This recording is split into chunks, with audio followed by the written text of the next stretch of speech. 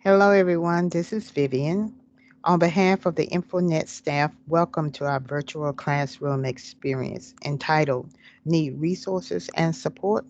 Just ask us. Everyone is discovering new ways to perform familiar tasks we've done for years.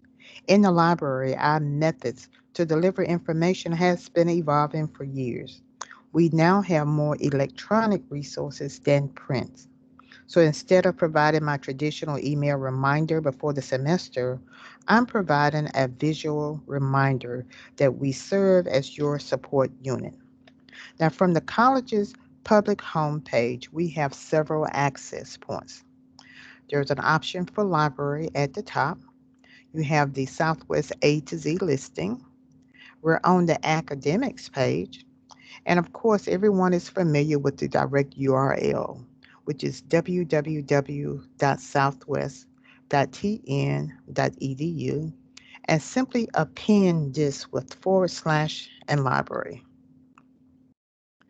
Now, as I go through my demonstration, what I ask you to do is to think about how you and your students can benefit from having access to over 200 database titles, 462,000 electronic books, 75,000 electronic journals, and over a million digital media items consisting of images, streaming videos, audio, and musical files. So from this point on, I suggest that you select the full screen view to make sure that you can see everything clearly. Now, as the title implies, I want to highlight some of the resources, discuss services that will support you, make sure you can contact us, and then I have a request for you at the very end. As I scroll down our page, there is a link for databases displayed prominently here. But I am simply starting over to the right-hand side under the category of links and selecting resources. The first option is an A to Z library resource page, which will provide you with an alphabetical listing of all of our databases, along with a brief description and access point for them. I'm selecting databases now, and our databases serve as an alternative to using popular search engines. We have electronic books, multimedia items, journal, and magazine articles. A Southwest username and password will be required for remote access. You have another access point to the A to Z resource page.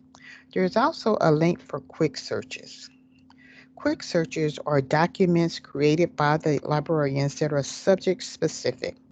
They will provide you with a brief outline of how to access information, whether it is by the call numbers so that you can browse the shelves. There may be a listing of electronic books, the best databases to use, periodical titles, and also information concerning how to evaluate websites. So if you do not see a listing for your subject area and you would like to have one, just ask us to create one and we will. I'm simply going back, and on our databases page, we have a listing of categories, starting with biographies, and the list goes down to science. So I plan to demonstrate how to use some of our databases and just point out others for you, starting with the category of database collections. You'll notice when we expand the category, you'll have a listing of the subscription databases. There may be a category for recommended websites, which will provide you with a listing of web pages that we use quite frequently. We have evaluated them, considered them to be good sites, and we are bookmarking them for your use. If we have multimedia items, these may be subscription titles along with YouTube videos that we have created. Starting with the Tennessee Electronic Library, which we refer to as TEL, the first thing that I need to do is to log in with my Southwest credentials. So, of course, when you are logged in, you will not have to log in again and you will have access to all of the resources. So, the Tennessee Electronic Library is a very easy to use database. It is considered to be a cross-curriculum title because there's a little bit of everything that is provided here. There are almost 60 titles, and as I scroll down, you can see that there's one for criminal justice, culinary arts, diversity studies, even there's one on science. So instead of just selecting a title and searching for information, I am selecting all of them and now searching for information on year-round schools. So for your students who are just learning about performing research, this is a good starting point for them. And waiting to see how much information it found on my subject. Under showing results for, I have 1,695 general magazine articles, 512 academic journals, which are more scholarly, 217 books, over 20,000 news sources. There's one image, and I have 30 video clips, which may range anywhere from maybe a minute to 3 minutes long. I can filter through my information by a publication date range, add in a subject, selecting a certain document type. I'm selecting full text documents, which will eliminate any abstracts or citations, and my numbers are still very large. If you're more of a visual type learner, you may want to take a look at the topic finder. Now, of course, all of my results will not be something that I can use. So normally what we inform students to do is never to wait until the last minute, use their best judgment skills, read through an article to see if it will give you some alternative terms that you can use. So with each of our citations, you have your title, you have your author's name, you have the source, you have the date. It tells you how many words. It tells us that this is an article, not an interview or an editorial. It pulls a couple of sentences from the article. This is the database on the previous page where it came from. By simply selecting the title, I now will have full text to the article, along with some great tools like Cite, which will cite this in 3 different styles.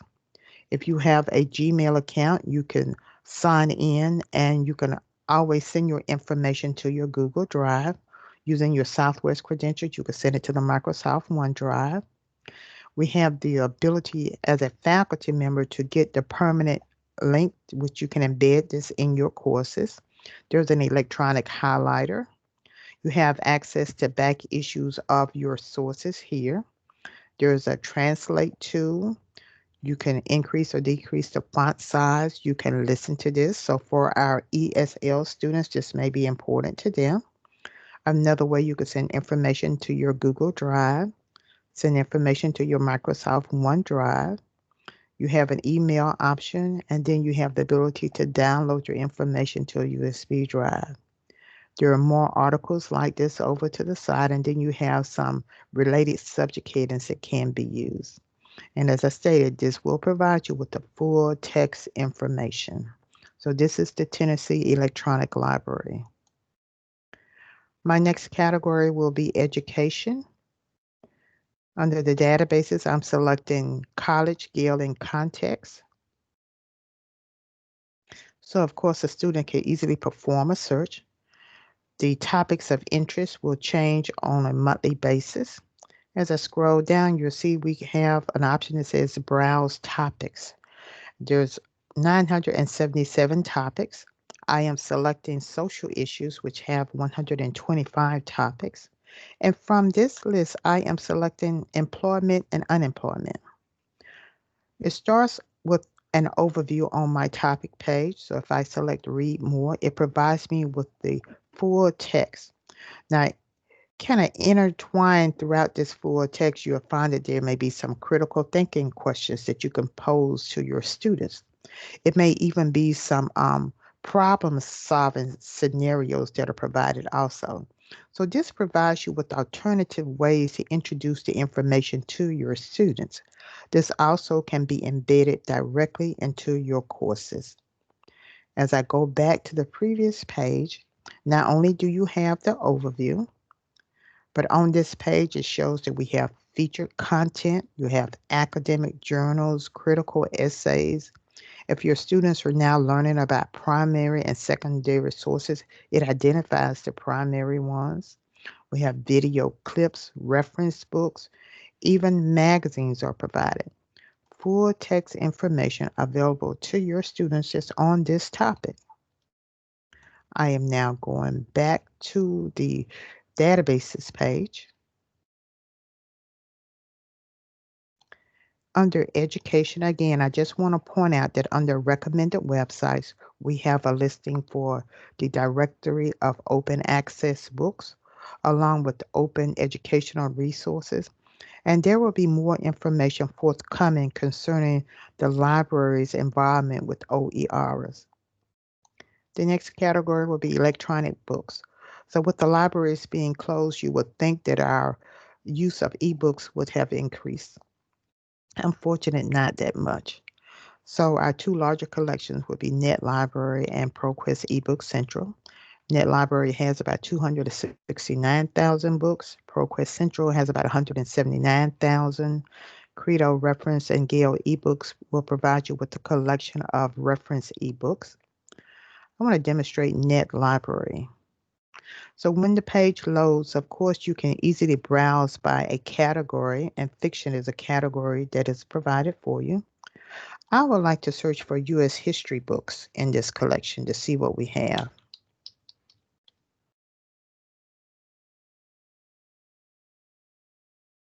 I have 16,217. In the results list, you're provided with your title. You have your author's name and other publishing information, and you also have a picture of the book. By selecting the title on the next page, of course, it shows you the different tools that you have access to. We have a description of the book. You can view the table of contents before going any further if you would like. By selecting PDF full text, I can view the entire content of the book. Of course, I can select a certain chapter. I have my tools across the top. This is the cover of the book. And two ways to navigate through this book will be using my scroll bar on the side or using my navigational arrows. And keep in mind, the full text is available. My next category will be the category of exams. And I want to introduce you to Prep Step. Prep Step will provide you with practice tests, online tutorials, and ebooks. It is composed of different modules. So if a student is looking for an occupational practice test, they can go to career preparation.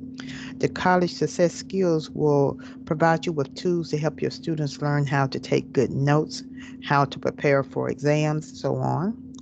For anyone that needs to view a video to learn the different Microsoft applications or Windows 10, they could come here.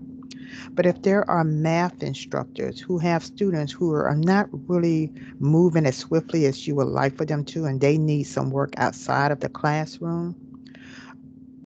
you will see that we have information from developmental math all the way down to science. So if I select algebra, I now will have access to basic algebra and intermediate algebra. I'm provided with a tutorial. I have some practice exercises, there's ebooks, and then there are flashcards.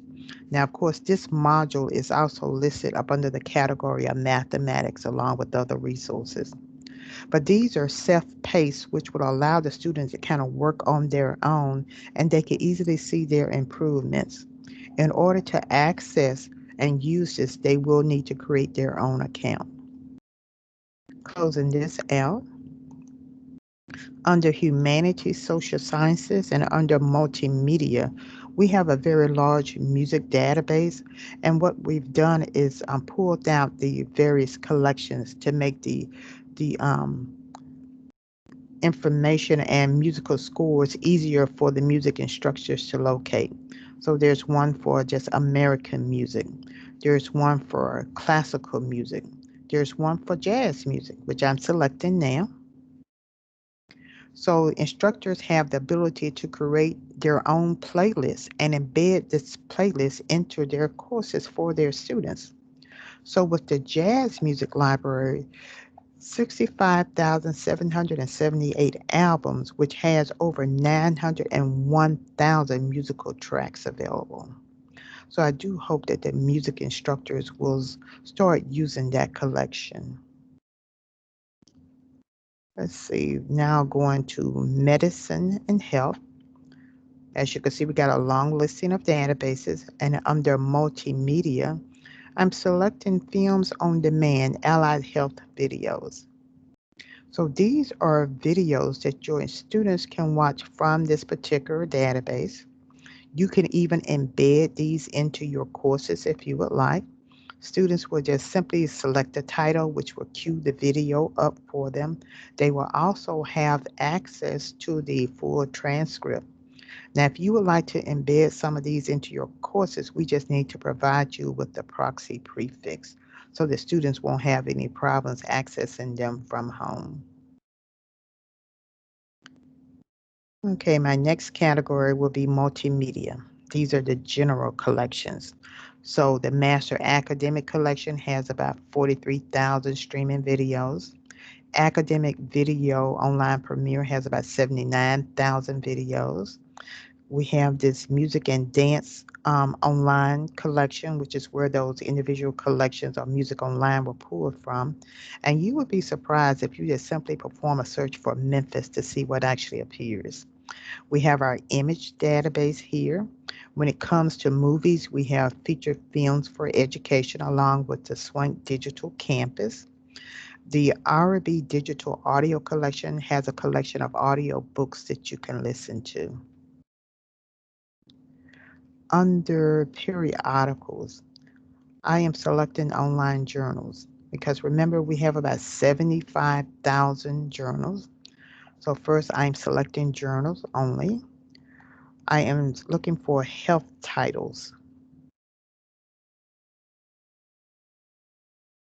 We have 248. So as I scroll down, you're provided with the title, you have an ISSN number, and you have the different databases and dates that are available. So as I scroll down, if I decided to select the Harvard's Men's Health Watch, it provides me with my dates, and these are the databases that we can find them. Once again, you have your dates in these databases. If I simply select one of the databases, the publication information displays. These are the dates in 2019 that we have access to. If I simply select my down arrow, I can go back to 2015. These are the dates that are available or the issues. If I simply select one of the issues, it now displays the 7 articles that appeared in that particular issue, and full text is available for me. So this is how you use the e-journals. Under science, we have 2 anatomy and physiology databases. You have Atom, and then you have visible body. And if you're interested in knowing more about the visible body, I suggest that you watch the YouTube video that my coworker created. Almost every course will have some type of writing component. So I'm going to grammar, and I want to point out that under recommended websites, we have other citation tools. We have different tools to help you with writing essays and paragraphs and research papers. But I want to point out the thesis builder, which can be used to help your students formulate a thesis statement.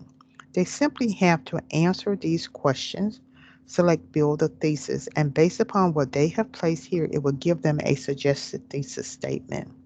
If they select make an online outline, it will place everything in outline format for them. So this is a great tool to introduce them to. The thesis statement generator will help with comparison contrast type papers. Once a student has drafted something, they can easily use Grammarly to proof it before they turn something in to you. In order to access the premium version of Grammarly, you need to complete this registration page, which asks for your name. You must use the Southwest email and asks for a password. When you select sign up, an email goes to the Southwest email and you have to complete the validation and wait for the welcome message. So when you have an account, you can either upload or copy and paste whatever you have written into Grammarly, and Grammarly will proof it for grammatical errors, spelling errors, and also plagiarism. It will give you the total number of problems, give you suggestions to correct those problems, give you an explanation of why it was a problem, or you can simply dismiss it if you would like. There are apps that comes along with this premium version that you can add it to Microsoft Word, you can add it to an iPad, or you can even add it to your cell phone if you would like. So keep in mind that we have over 200 database titles.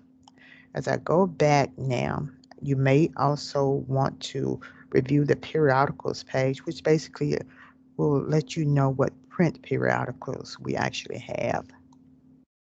On the library's homepage, I now want to introduce you to our discovery service, which is called SOAR, and SOAR stands for Southwest Online Academic Resources. So I am performing a search for cybercrimes. So what is happening is that SOAR is combining all of our print resources and selected online resources on my topic. So as you can see, I have over 1 million results. This first one is actually a print book that is at this particular library. So the first thing that I want to do is refine my search to full text online, which removes any print items. Under content type, I'm selecting magazine article. Under publication date, I'm selecting the last 12 months, which now brings my results down quite a bit. So of course, once again, everything will not be something that I will actually want to use. So you just have to use your best judgment. But when you look at your results list, you're provided with the title. I have the author's name. I have the source. And then these are tools, along with a couple of sentences pulled from that actual resource. By selecting the title, I should now be able to view the full text of this resource, which is provided for me. Now, you may be wondering why I did not start at this first. The reason I didn't is because all of our databases on the other page are not included in this platform. And I think it's always good for people to have multiple ways to access information. Okay, so I think that's all I wanted to show you when it comes to resources.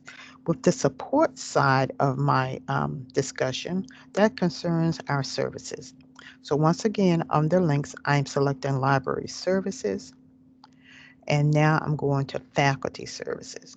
And I think almost any question you may have can be answered or accessed from this particular page. We do have a subscription to the Chronicle of Higher Education. The current issue can be accessed from this link. Back issues can be accessed from this link. There's information about interlibrary loan services. There's information concerning library instruction. You have a listing of your liaisons. So these are librarians that are assigned to work with the different areas. So this should be your first point of contact. Okay. And there's other information that may be pertinent to you on this page. As I go back, you may find that looking at the off-campus page and frequently asked questions page will be helpful for you also. Back at the library's homepage, one of the main tasks that we are accustomed to performing throughout the semester is library instruction sessions, showing students how to use our resources. Now, of course, we're not able to do this in a face-to-face type of situation, but we're still offering library instruction sessions, but we're providing it through our live sessions, which is through our webinars. So on this page, you can see that we already have sessions that are scheduled. At the very beginning of each semester, we offer pause orientations, which is just a little 30-minute session that shows the students how to navigate through pause. We have a lots of library orientation sessions. So if by chance your class is very time sensitive and you cannot afford time for us to actually speak to your students during the class session, If you would, please consider asking your students to attend one of our library orientations as an extra credit assignment. We also have some recurring type topics that we offer, like locating scholarly resources and using anatomy and physiology databases. So if you have a certain topic that you would like for us to cover for your particular class, simply complete one of the library instructions forms and let us know. Your students can easily provide you with documentation that they attended because they will receive an email thanking them for attending. We can also offer instruction sessions using Microsoft Teams. We have our own YouTube channel where we create videos that you can embed in your courses. So this summer, we have been creating videos for various instructors, and we do appreciate all the instructors that have allowed us to create videos for them. So if you would like for us to create a video to embed in your course, simply let us know. And there's also a video on this page on navigating through Pause that you can embed also. We are also available to participate in faculty development and departmental meetings. And if by chance there is a certain source that you think would help your students that you would like for us to think about acquiring, just simply submit the form for material recommendation. Okay, now this brings me to how to contact us. One of the ways is through live chat. And we have been online all summer. A librarian has been available to answer any incoming questions that we get. Also, there's an option that says Ask a Librarian. So, first of all, you have the request for a research coach. So, if you would like a librarian to simply help you come up with ways to make revisions to your courses by using some of our resources, a librarian can help you with that, or you can just contact your liaison. When it comes to Ref Chat, these are the hours of operation. You can use this telephone number to send us a text message. These are the hours of operation. You could chat with us through our Facebook page. When it comes to the numbers at our public service desk, we have staff members who are responding to any voice messages that are left. You may not be aware, but librarians are embedded in all of your courses. So if you look at your class list, there's a listing for Ask a Librarian where students can ask us questions. You can also ask us questions. And if you include us in your communications with your students, we may sometimes offer suggestion of resources that we have or even offer our services to you. BombGuard is a software that will allow us to remote out to your computers if you're having problems on our page. This is our departmental email that we check throughout the day. And if you can't think of another way to contact us, just use Report a Problem. I'm back at the library's homepage, and I think that pretty much covers everything that I wanted to share with you, except for I have one recommendation or one request that I have for you. So I'm about to stop sharing my screen. And my request is to simply ask you to introduce your students to us, okay? Create assignments that are geared toward using library resources instead of popular search engines. Request library instruction sessions if time allows, or guide your students to attending a library orientation for extra credit. Please, if you see that your students are having problems early on and you submit that early alert form, tag the library so that we can reach out to them. Some of our high school students no longer have libraries, so our students are not getting the experience of actually working with the librarian in high school. So when they come to college, they're just not even aware of what the library can do for them. So if you would just simply let students know in your classes that if they're having problems to seek out a librarian. I've come to the end of my session, and I do hope that this has been helpful for you. I want to thank you so much for considering using us. We hope that you have a great semester and we look forward to hearing from you soon. So please take care and be safe.